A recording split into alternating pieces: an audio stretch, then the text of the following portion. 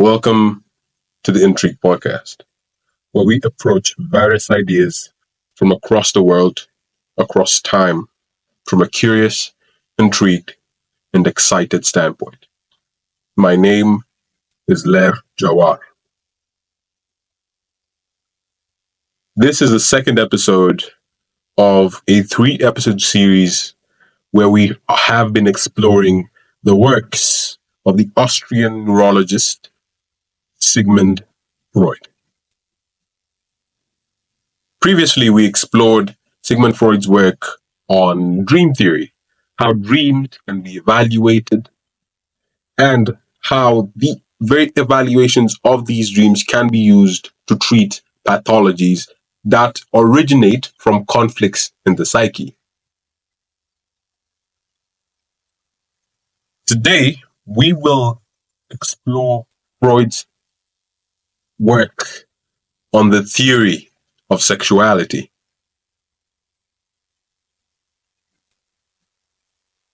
We'll explore his theories on sexuality mainly through his book, 3 Essays on the Theory of Sexuality. Let us begin. 3 Essays on the Theory of Sexuality, a brilliant work by Sigmund Freud. Innovative and controversial, seductive dive into the fundamentals of human sexuality, having groundwork for modern psychology and gender study, and sexuality, fundamental psychological structures.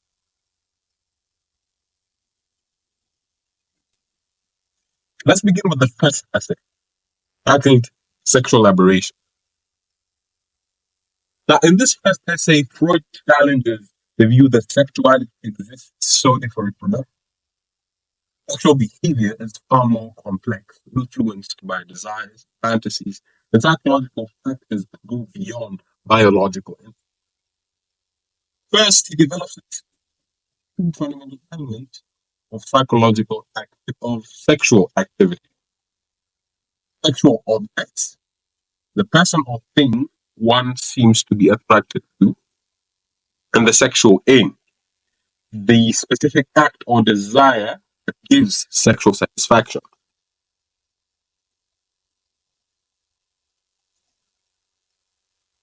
Now, let's discuss inversion. Freud considered homosexuality as a form of sexual inversion, meaning the optical desire was suppressed from societal norms. However, the affection maintained aspects of traditional male-female dynamics. Male females, feminine men, meaning that drawn traditionally associated with women.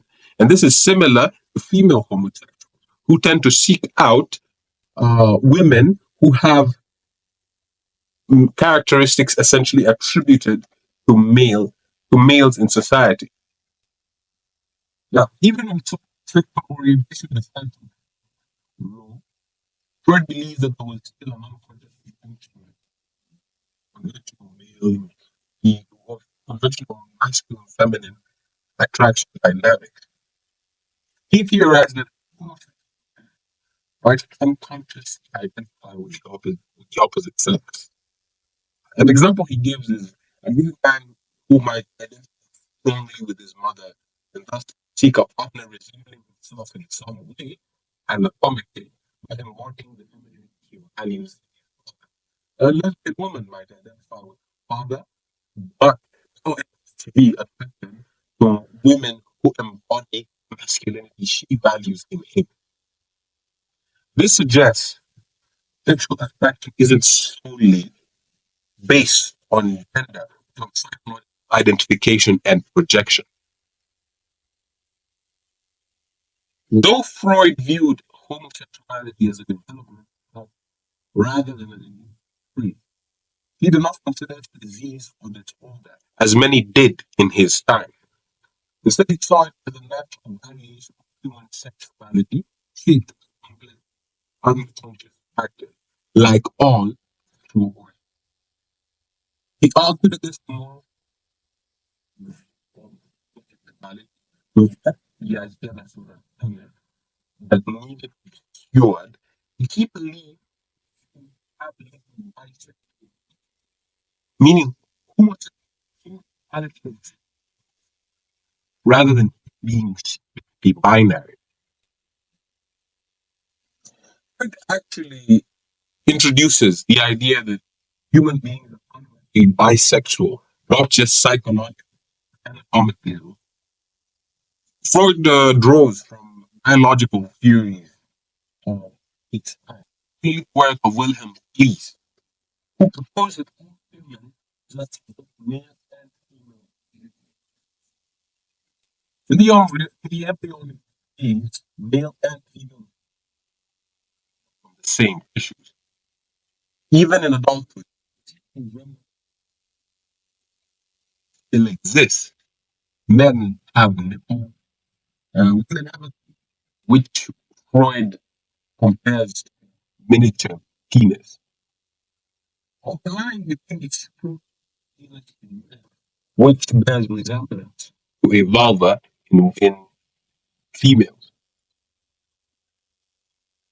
Since humans have traces of follows also have both the concept in their psychology. Freud extends that idea to human psychology. Every person is both masculine and feminine psychology. Some individuals develop strong identification with one sex, while others retain both. Which point notice sexual orientation fits the developed experiences, unconscious desires, social. Sexual orientation is fluid. Next, Freud explores what he calls perversions. So Freud argues that perversions arise from individual rights, acts that do not directly lead to reproduction. However, he challenges the idea that perversion that it casually speaks that only certain deviant individuals experience. Instead, he argues that everybody has perverse tendencies, but most people reverse or redirect them as they grow. Perversion isn't a disease. Fixation on sexual impulses do not become accepted norms. And it's not specific of you, but a part of general human sexuality. Now, Freud believed that children engage in perverse behavior naturally, one of his most controversial claims. Children portray curious about their body and often find pleasure in non-reproductive acts. As they grow up, however, society and psychological conditions suppress these behaviors, forcing them into normal adult sexuality.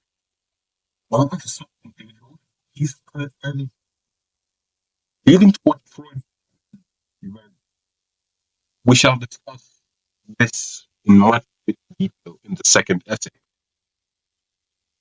And Freud lists several behaviors in his time with device, including non-reproductive sex, such as oral sex, anal sex, masturbatory tendency. He also lists fetishism, which is sexual fixation on object or body part, and sadism and masochism, which is inflicting, um, which is the pleasure one gets in inflicting or receiving pain. And then there's voyeurism and exhibitionism, pleasure from watching others or being watched. Right?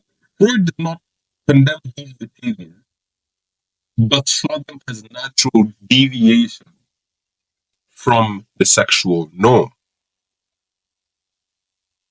Now, Freud makes People who repress perverse tendencies too much. Someone has strong perverse desires that forces them because of guilt, maybe shame, or pressure. They may experience stress, anxiety, even compulsive behavior. In other words, too much repression of natural desires can lead to psychological suffering. Freud argues so-called normal sexuality actually depends on there's foreplay and fixation on body. This means that there's no clear boundary between normal and valid. It's all part of the same spectrum.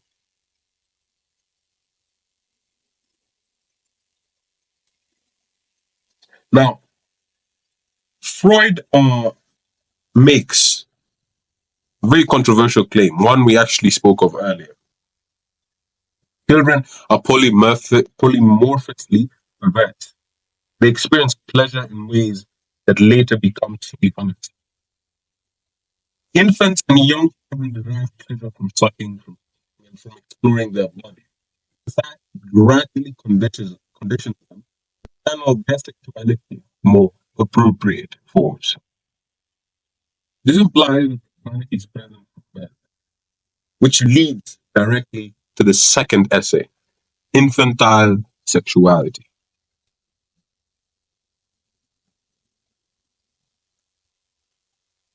Freud ends by first criticizing theories of sexuality for completely ignoring the role of childhood in shaping adult sexuality. Before Freud, sexuality was largely seen as something that only emerges at puberty, while childhood was assumed to be a period of innocence, free from touch. Freud completely destroys this assumption. Now, traditional views hold that sexuality is born at adolescence, each point can be biological maturation.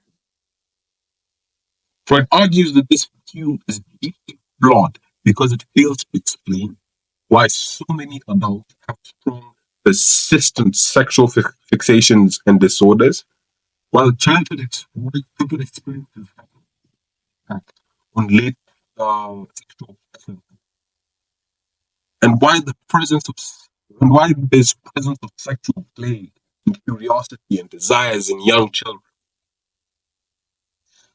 Sexuality doesn't just suddenly appear. It has been developing since infancy in different forms. To understand adult sexuality, we must examine how Freud suggests that many sexual perversions in adultism and voyeurism can be traced back to childhood experiences. Some people develop sexual dysfunctions or anxieties because of how it's handled. Even normal adult is shaped by infantile experiences, we just fail to recognize. By ignoring childhood, earlier theories fails to explain the roots of sexual behavior.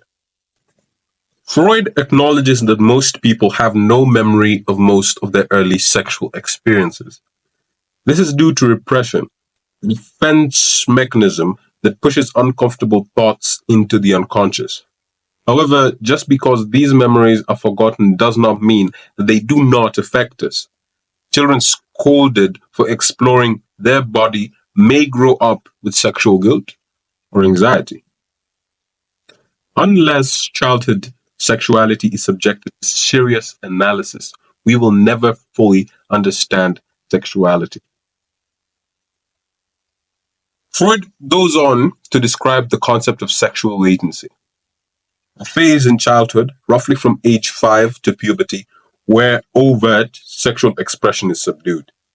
He attributed this to social influences, learning, and repression, which channel energy into non sexual pursuits like intellectual development. However, he acknowledged that this period is not absolute.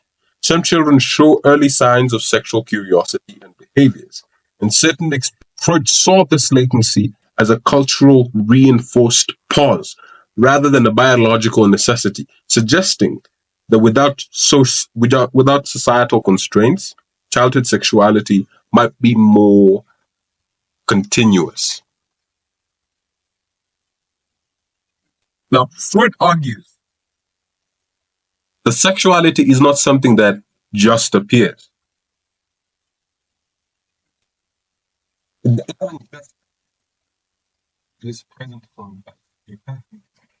It manifests. Now, unlike how sexuality is directed at others, a child's sexuality is primarily autoerotic, meaning it focuses on one's body rather than external objects. Infants derive pleasure from different parts of their bodies, particularly through activities like such sucking and touching. Now, Freud claimed that children are naturally polymorphously perverse, meaning they take pleasure in various bodily sensations without the restrictions they later develop. Socialization and suppression morphs these instincts into acceptable behaviors. He identified three main sources of pleasure in infancy. Oral stage. The first one is the oral stage. Here, sexual satisfaction derived from sucking, uh, which would good examples of this would be breastfeeding and palm sucking. And an interesting quote actually comes out from this particular section of the book. I quote to you, Freud. No one who has seen a baby sinking back, satiated from the best, and falling asleep with flushed cheeks and a blissful smile can escape the reflection that this picture persists as a prototype of the expression of sexual satisfaction in later life.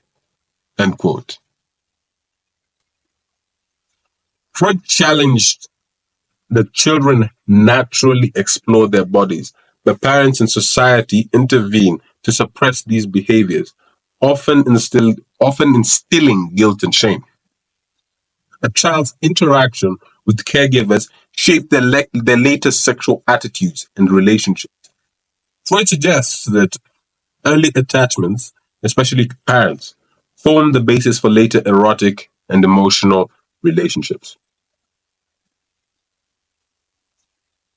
Let's move on to the section where Freud discusses masturbatory sexual manifestations.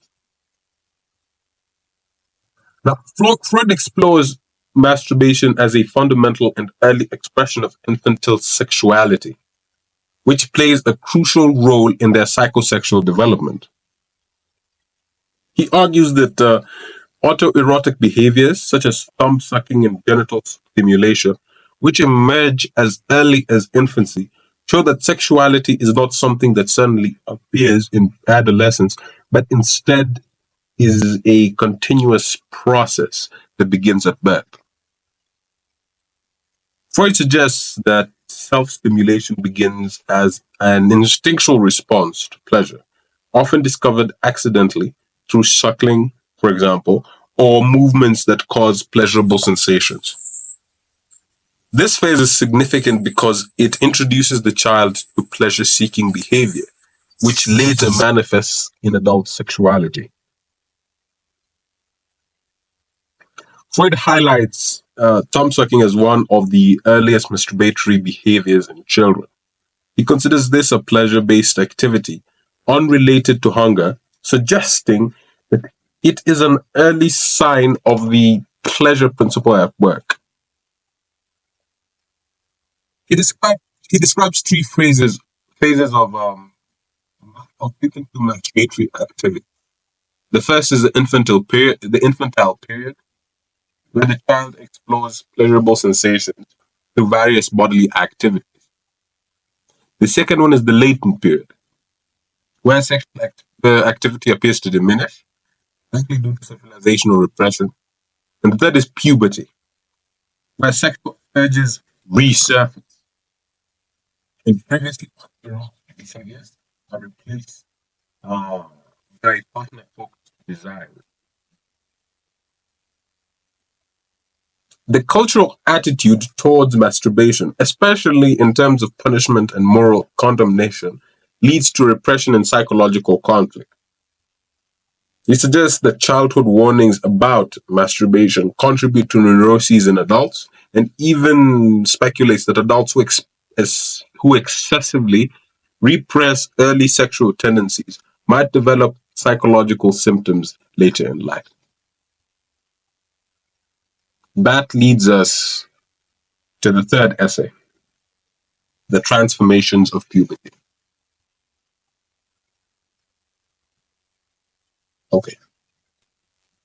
Freud argues that puberty marks the integration of various partial instincts that make the combination of that mark the combination of psychosexual development.